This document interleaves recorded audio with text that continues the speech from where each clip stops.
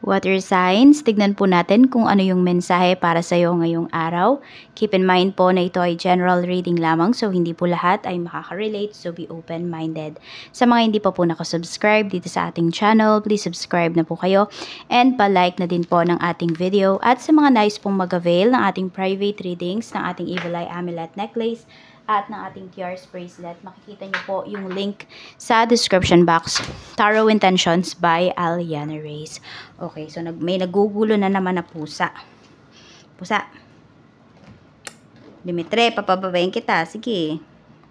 You're so magulo ha. Hindi tayo makapag-focus niyan. Bababain ko muna po ano. Kasi hindi tayo makakapagsimula. Ayan o, kulit o. Gusto niya makipaglaro kasi. Hyper. Ano ba kinain mo ha?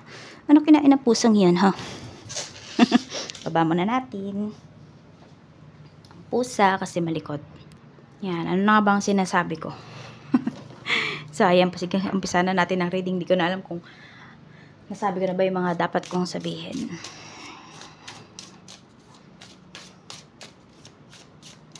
Water signs, Cancer, Pisces, and Scorpio. Ang haba ng intro natin eh.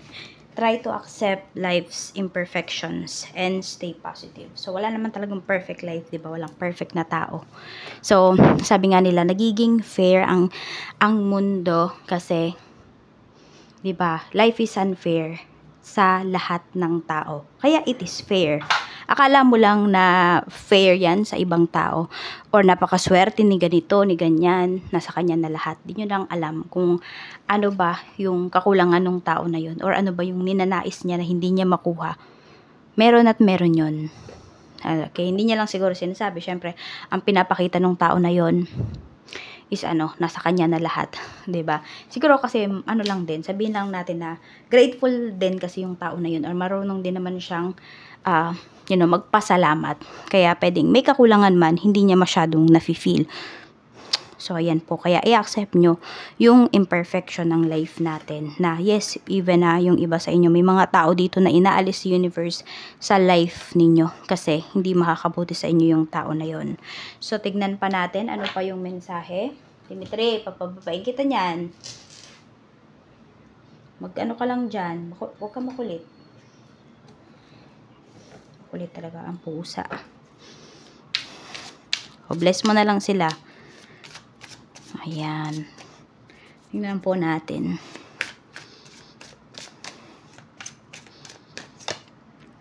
Crying over you. Yan nga, pwedeng may iniiyakan kayo.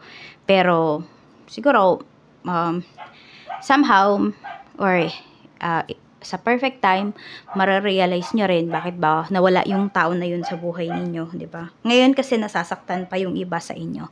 So, iiyak nyo lang yan, kung ano man tong nararamdaman ninyo. Huwag nyo din naman i-invalidate yung feelings ninyo towards dito sa nangyari, no? Towards sa nangyayari sa inyo. Tignan pa natin ano pa yung mensahe, okay?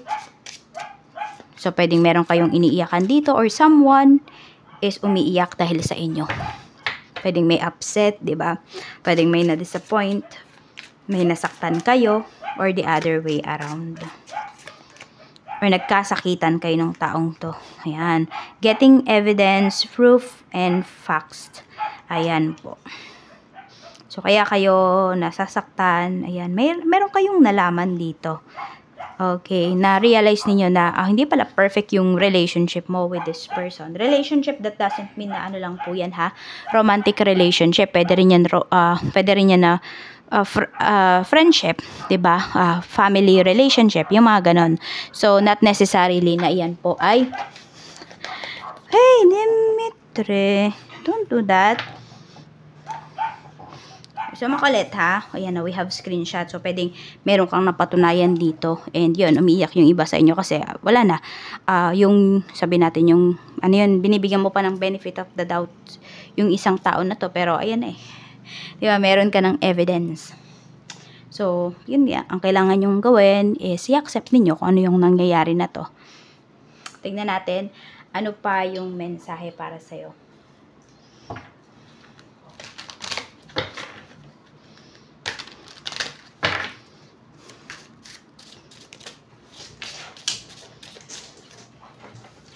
Hey! Ikaw talaga, kulit ka ha, pusa ha. We have partnership. Okay? So, ayan, may nasirang partnership. Pwede may nasirang partnership dito. Sabi dito, joining forces with business partners for win-win cooperation. Prioritize your connection. So, piliin mo yung mga connections dito na makakatulong talaga sa'yo. Okay, yung may mabe-benefits ka. Hindi yung connection na ikaw na lang lagi yung nagbibigay. Ayan po. So, alisin ko lang, papalabasin ko lang kasi hindi na obra yung ibababa ko lang siya. Ayan po, focus muna tayo sa ating pagre-read.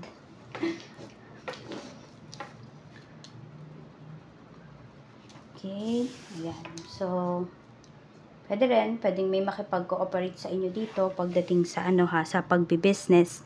Baka yan, may business deal na i-offer sa inyo. Nasa sa inyo naman yun kung tatanggapin ninyo yung business deals na yon. Kaya lang, tignan nyo rin kung may mabe-benefit nga po kayo dun sa pag-uusap na yon. Kasi baka mamaya, yung taong nag-aano lang sa inyo, no? Yung nag-offer lang yung may ma-benefit. So, tignan nyo rin po yon. Tapos, palawakin nyo daw yung connections ninyo. Lalo na kung kayo ay may business. Napaka-importante po niyaan. Okay, so build connections.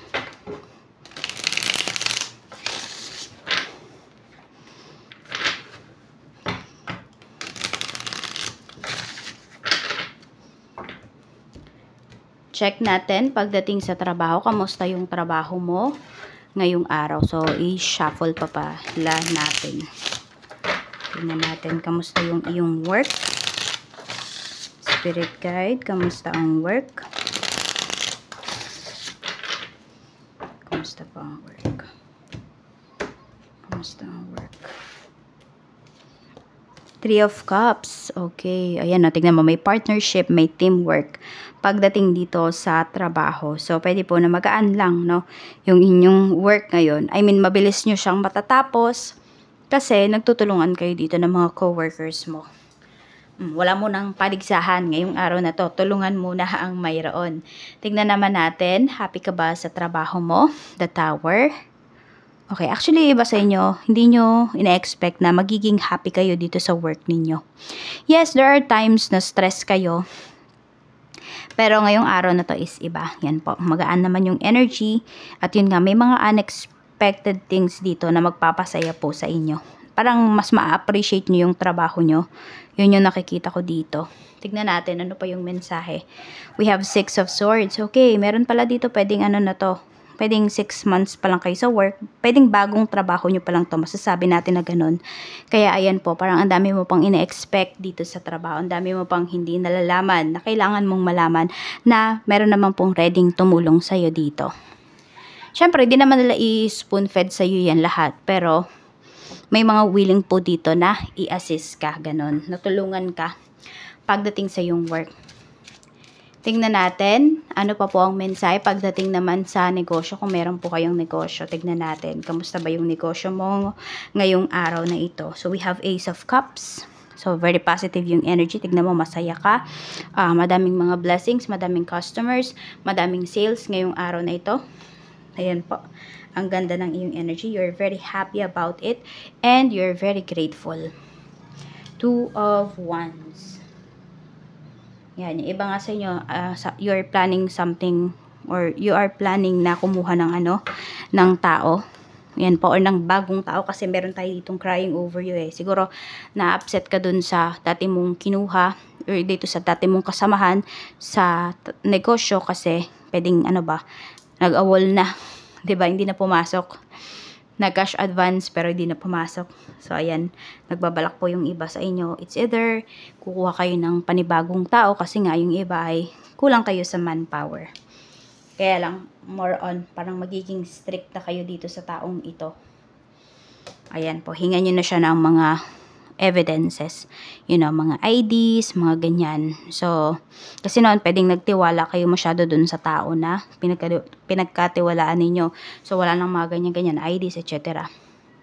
So, ngayon, ayan po. Kasi pwedeng ito, inano sa inyo eh. Ano ba yun? Nirecommend sa inyo nung isang tao na kakilala ninyo. Pero, ayun, nagawa pa rin kayong lokohin nung pinagkatiwalaan nyo na to sa negosyo. Bigla na lang nagpaalam, nag-cash advance, nagpaalam, tas di na bumalik. Tignan natin. So, okay po yung sales ninyo. Ayan, puro ace pala, no? Nagpapalibutan kayo ng ace dito. So, may new beginnings din dito. Pwedeng sabihin natin na may mga new clients din kayo na darating or na bibili sa inyo ngayong araw na ito ng inyong mga products. May mga makakausap kayo because we have Ace of Swords here.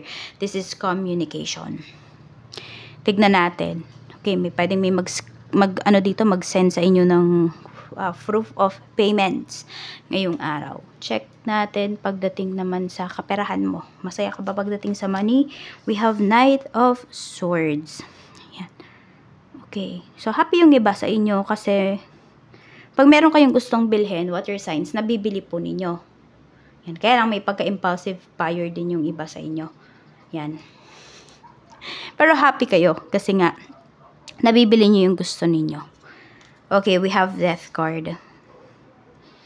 Yan. Pero unti-unti nyo naman tong tinatanggal, no? Pwedeng mas inuuna nyo na ngayon yung mga dapat nyo talagang, ayun nga, sabihin natin, mas nagiging responsible kayo ngayon pagdating sa inyong kaperahan. So, kung before, meron dito, na-addict sa sugal, yung tipong mga ganyan, ano, kung ano man itong mga pinagkagastosan ninyo noon na naiisip nyo ngayon na mali palang pinagkagastosan ninyo. Oo, parang may panghihinayang yung iba sa inyo. So, enough na, sabi nga is, try to accept life's imperfections, tsaka yung pagiging imperfect ninyo. Yan, pagdating sa pag-handle ng money, accept nyo na daw yon. So, let go na.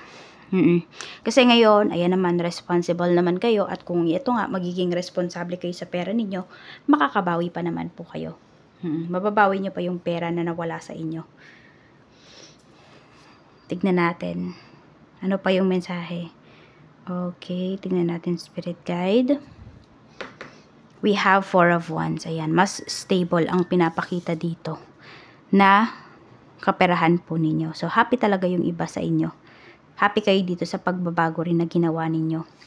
Check naman natin pagdating naman po sa love life. Punta tayo sa mga single. Hindi ko lang alam dito kung may pinaglalaban kayo. I don't know kung property ito or investments. Tingnan po natin. Mensahe natin, Spirit Guide. Para sa mga single. Para sa mga single po. We have beloved wisdom. Love is a choice you make every day. So, choose wisely. Ayan po. Totoo naman yan. Hindi ba? Kasi hindi naman sa lahat ng oras talaga. Mahal natin yung taong minamahal natin. May mga times na siya yung kinakainisan natin. May times na, ayun, sobrang upset ka sa kanya. Na nalulungkot ka, bakit siya ba yung pinili mo? Pero pinipili mo pa rin siya because love is a choice. Totoo naman yan. And, sabi nga dito, kung pipili daw kayo, ayan, sa mga single natin, piliin nyo na yung, kahit may stress kayo, ayan, ay alam nyo naman na worth it. Naka-stress din naman talaga ang love. Diyan, puro love lang. Diba, halo-halo yan. Kaya nga, try to accept life's imperfections. At kung tinanggap niyo yung person niyo sa pagiging imperfect niya, okay? Or sa mga shortcomings niya, pag-usapan niyo po yan. Ikaw din naman may shortcomings ka din. Nobody's perfect. Yan po. So, choose wisely. Pili daw kayo. Lalo na kung meron ngayong mga lumalapit sa inyo or kung kayo ay may nililigawan. Tignan ninyo kung parehas ba kayo ng value ng person na yon. Napaka-importante din po yan. Pero yun naman ay mapapag-usapan naman. Diba? Lahat naman ng bagay mapapag-usapan. Kaya lang kasi may mga tao din na sarado yung isip. Ayan po. So, pili daw kayo. Pumili kayo dito. Yung huwag nyo sabihin na wala ka ng choice. Wala na akong choice eh. Siya na lang yung pinili ko. Hindi. You have a choice. Diba? Sabi nga, love is a choice. So, kung sinasabi mo na wala ka ng choice, kaya siya pinili mo, yun yung choice mo. May choice ka. Pinili mo siya. Tignan natin. Tsaka tingnan mo, parang napakagulo nung ano niya, diba? Nakabukas yung mga libro. Ibig sabihin, inaaral, kailangan mong aralin yung tao na papapasukin mo sa life mo. Sabi ko nga, tignan mo kung same ba kayo ng value ng tao na yon. Yan. Sabi natin, kunwari, same ba kayo ng religion? Kasi kung hindi, diba, kailangan respeto mo yung religion niya. Respeto niya yung religion mo. Hindi niya pwedeng ipilit yung paniniwala niya sa paniniwala mo. Yung tipong ganon. So, doon pa lang kasi mahihirapan na kayo pag magkaiba yung religion ninyo. Lalo na kung hindi open-minded yung person mo. Tignan natin sa mga in a relationship naman po. Sa mga in a relationship, we have Moon Dreamer. Love illuminates even the darkest of corners. Okay. So, ano bang nangyayari dito? So, may nalulungkot talaga ito yun, no? Yung crying over you. Pero kasi, mahal mo pa rin yung taong to. And, ito naman po, may plano naman, may pinaplano naman dito yung person mo na makipag-ayos sa'yo na to make amends. Ayan. Love illuminates even the darkest of corners. So, alam mo yung kahit na-upset ka, nalulungkot ka, kahit nagagalit ka dito sa person mo ngayon dahil sa kanyang ginawa, dahil sa kanyang kasalanan, nandun pa rin na mas lamang yung nararamdaman mong pagmamahal sa kanya. So, ayan po, magkakaayos pa rin kayo. Siguro, yun lang. Sa ngayon, okay. So, yung iba sa inyo kasi, we have Moon Dreamer. Kakatapos lang kasi ng full moon. So, yung iba po sa inyo yun, pwedeng naapektuhan. Naging sobrang, sobrang emotional kayo parehas ng person mo. Pwedeng yung mga hindi ninyo sinasabi noon sa isa't isa, nasabi nyo. Kaya ayan, parang medyo nagulat yung iba sa inyo. Okay, parang yun na pala yung nararamdaman ng person mo, or 'di ba yung person mo, yun na pala yung sinabi niya, yun na pala yung nararamdaman ng person ko. Di ko pa alam. So medyo may nagigilty rin po dito. Okay, mag-alala, magkakaayos din kayo. Okay? Give it 3 days. Yan, 3 days ang nakikita ko dito. Tingnan natin sa mga married naman po. Sa mga married naman, we have resilient roots. Endure the storms, protect your core, and grow stronger with each challenge. Yan. So, 'di ba, hindi nga talaga perfect marriage. Walang perfect marriage. Dadaan at dadaan kayo sa matinding pagsubok. Dito malalaman kung talagang kaya nyo bang i-handle yung inyong relationship. Endure the storms. Sabi dito, kumapit kayo sa isa't isa. Lalo na kung kayo yung mag-asawa, kayong dalawa lang talaga yung magtutulungan. Ayan, meron lang talaga naman na mag-asawa na parang tingin mo, siya pa yung sumisira sa'yo. Iwan nyo na yung ganyan. Yung kung nakikita nyo na yung person ninyo, yung asawa ninyo mismo, yung sumisira sa inyo. Sabihin natin yung iba dito, nag-business kayo, hindi man lang kayo sinusuportahan. Pakita mo lang, pakita mo lang na happy ka sa ginagawa mo, na dedicated ka talaga, makikita din niya yung willingness mo, at makikita mo rin na susuportahan ka niyan. Pero kung hindi mo nakikita, wala man lang improvements, ganyan, mag-isip-isip kayo. Yan ba yung gusto ninyong makasama for life? Yung parang wala kayong peace of mind, wala man lang kayong support na nare-receive sa kanya. So, may mga bagay din dito na hindi natin talaga dapat pagpilitan. Kaya nga, stay positive, but wag naman maging martir. Sobrang maging martir, no? Ayan po. Okay, meron din dito ayan, kasi meron tayong evidence So, nalaman nyo talaga na mayroong iba yung asawa mo. So, pwedeng nagkaroon ng confrontation with this Ace of Swords. Yan, pero kumakapit pa rin kayo dito. And pwede rin na yung asawa mo, ayaw ka din naman niyang iwan. Tignan natin, bakit pa ayaw ka niyang iwan? Dahil ba mahal ka ng taong to? Dahil ba mahal ka niya, kaya ayaw ka niyang iwan? Kahit na alam mo na meron siyang iba. 3 of Swords. May third party talaga na pinapakita. Sa kuha pa tayo. Hindi pa sinasagot yung natin. Pero kino-confirm po na may third party talaga. Pwede rin, ito rin yun, sa mga in a relationship. Kaya meron ditong umiiyak. Kasi nalaman nyo na may third party. Queen of Swords.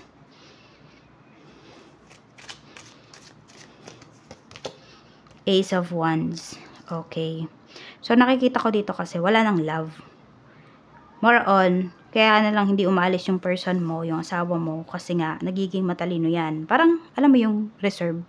Nare-reserve niya kayo. Pag hindi umubra dun sa isa, ikaw na lang ang pipiliin niya. Yan. O, tignan natin, mahal niya ba yung third party? The Hanged Man. Hindi rin Alam mo kung sino mas mahal ng person mo, mas mahal niya yung sarili niya. Ayan. Yan yung pinaka magandang sagot. Mas mahal niya po yung kanyang sarili. So, So, parang escape niya lang yan. Escape niya lang si third party. Meron ba dito kasi, mahilig kayong magtatalak? Mapababae man kayo or lalaki. Mahilig ba kayo magtatalak? Siguro iyan yung isa sa mga inayawan sa inyo ng person ninyo. Nobody's perfect talaga. Para, ayan nga, kino-confirm talaga may third party po dito. Okay? So, ayan, nasa sa inyo yan kung paano nyo ba yan i-accept or kaya nyo bang i-accept yan, kaya nyo bang lulunin yan, may third party yung asawa nyo, yung person ninyo. So, yan lang po. Kaya kung pipili kayo, sabi nga, choose your hard. Life is hard, choose your hard. So, yan lang po. Ingat kayo always and more blessings to come.